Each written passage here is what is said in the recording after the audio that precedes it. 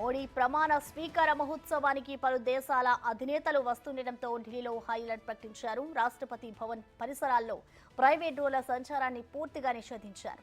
ఢిల్లీ ఇప్పటికే భద్రతా వలయంలోకి వెళ్లిపోయింది.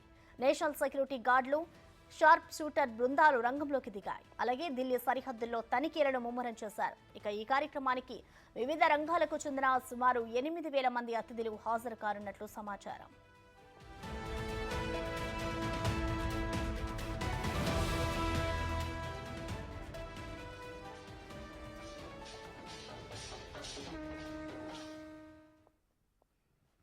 దీనిపై మరింత సమాచారాన్ని మా ప్రతినిధి ఢిల్లీ నుంచి శివ లైవ్ లో అందిస్తారు. శివ, చెప్పండి, ఇవాళ ప్రధాని మోడీ మూడోసారి ప్రమాణ స్వీకారం చేయబోతున్నారు. ఈ స్వీకారానికి సంబంధించిన ఏర్పాట్లు అధికారులు ఏ విధంగా చేశారు, అలాగే దాదాపు ఎంతమంది హాజరవబోతున్నారు? శివ,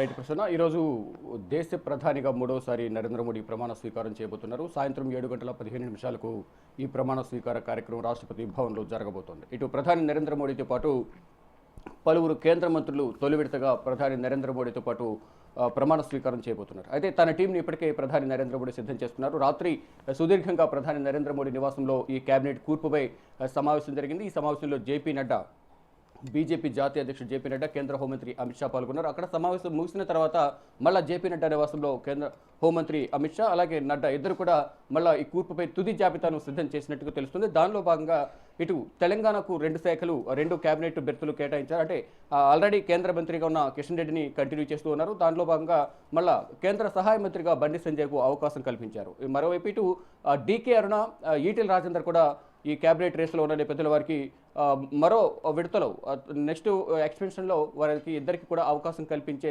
ఛాన్సెస్ అయితే కనిపిస్తూ ఉన్నాయి. ఇక ఆంధ్రప్రదేశ్కి సంబంధించి టీడీపీ నుంచి 16 లోక్సభ ఎంపీలు గెలిచి ఎన్డీఏ కూటమిలో 2వ అతిపెద్ద పార్టీగా ఉన్న నేపథ్యంలో ఇక్కడ చంద్రబాబుకు అత్యంత ప్రాధాన్యత ఇస్తున్నారు. దానిలో భాగంగా 4 బెర్తులు దాదాపు ఖరారైనట్టు తెలుస్తుంది. కానీ ఇప్పుడు తెర మీదకు 2 పేర్లు మాత్రమే వస్తున్నాయి.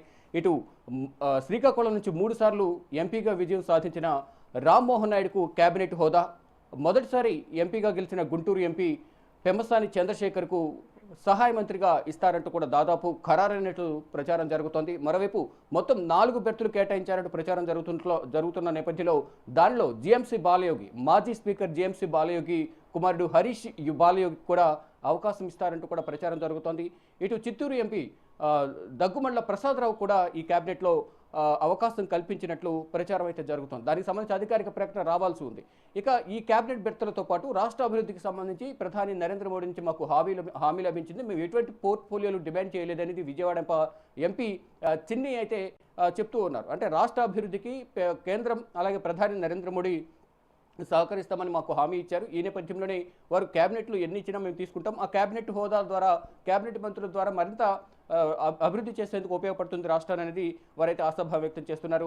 మేము పాలన పరంగా అన్ని విధాలా ప్రధాని నరేంద్ర మోడీకి సహకరిస్తామంటూ విజయవాడ ఎంపీ కేశినేని చిన్ని అయితే మీడియాతో మాట్లాడుతూ చెప్పారు.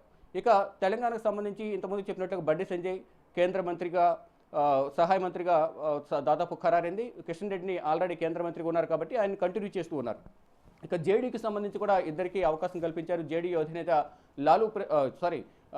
నితీష్ కుమార్ ఆల్రెడీ తమకు సంబంధించిన బెర్తులకు సంబంధించి మాట్లాడారు. రాష్ట్ర అభివృద్ధికి మరోవైపు ప్రత్యేక హోదా గురించి కూడా ప్రధాని నరేంద్ర మోడీ దగ్గర హామీ తీసుకున్నట్టు తెలుస్తుంది. ఈ నేపథ్యంలో ఒక కేబినెట్, ఒక సహాయ మంత్రి లలన్ సింగ్ అలాగే ఠాకూర్ ఇద్దరికి ఈ కేబినెట్లో చోటు కల్పించేందుకు నితీష్ కుమార్ ప్రధాని నరేంద్ర మోడీతో మాట్లాడినట్టుగా తెలుస్తోంది. వీరితో పాటు మరికొంతమంది, అంటే మొత్తం ఎన్డీఏ కూటమి 22 రాష్ట్రాల్లో అధికారంలో ఉంది.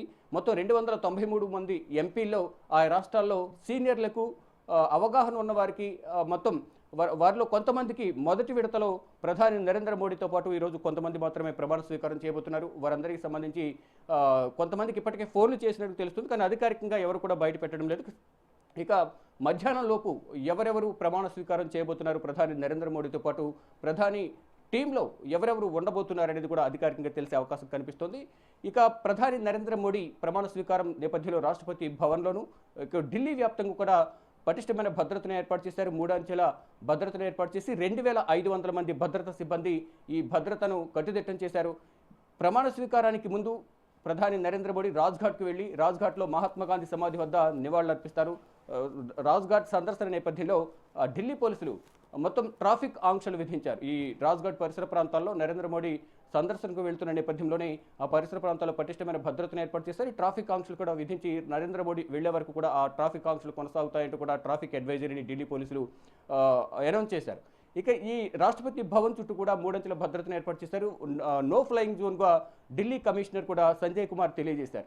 ఈ నో ఫ్లయింగ్ జోన్లో ఎక్కడ కూడా మొత్తం ఎటువంటి పర్మిషన్ లేకుండా డ్రోన్స్ను ఎగరేయడం కానీ ఫ్లయింగ్కి సంబంధించి ఎటువంటి పరికరాలను ఎగరేయడం ద్వారా చట్టవిరుద్ధం కాబట్టి అటువంటి కార్యక్రమాలకు పాల్పడితే వారిపై కఠిన చర్యలు తీసుకుంటామంటూ ఇప్పటికే ఆదేశాలు జారీ చేశారు. ఈ ప్రమాణ స్వీకార కార్యక్రమానికి ఇతర దేశాలకు సంబంధించి కూడా అగ్రదేశాలకు సంబంధించి ప్రధానులు, అధ్యక్షులు శ్రీలంక, భూటాన్, మారిషస్, నేపాల్ వీరందరూ కూడా అధ్యక్షులు బంగ్లాదేశ్కు సంబంధించి ఇప్పటికే వచ్చారు కాబట్టి వారందరికి సంబంధించి భద్రతను ఏర్పాటు చేస్తున్నారు. ఎయిర్పోర్ట్ నుంచి వారి బస చేసే హోటల్స్కి వెళ్లే వరకు కూడా పటిష్టమైన భద్రతను ఏర్పాటు చేశారు. రాకపోకలకు సంబంధించి కూడా ఆంక్షలు విధించారు కాబట్టి పటిష్ట భద్రత మధ్య 2500 మంది భద్రతా బలగాలు ఈ విధులు నిర్వహిస్తున్నాయి. గతంలో ఏదైతే G20 శిఖరాగ్ర సమావేశం నిర్వహించిన సందర్భంలో ఏ విధంగా అయితే భద్రతను కల్పించారో ఈ ప్రమాణ స్వీకారానికి కూడా అదే భద్రతను ఏర్పాటు చేశారు. పటిష్టమైన భద్రత మధ్య ఎన్డీఏ కూటమి అభ్యర్థిగా, ఎన్డీఏ పక్ష నేతగా, దేశ ప్రధానిగా నరేంద్ర మోడీ మూడవసారి ఈరోజు సాయంత్రం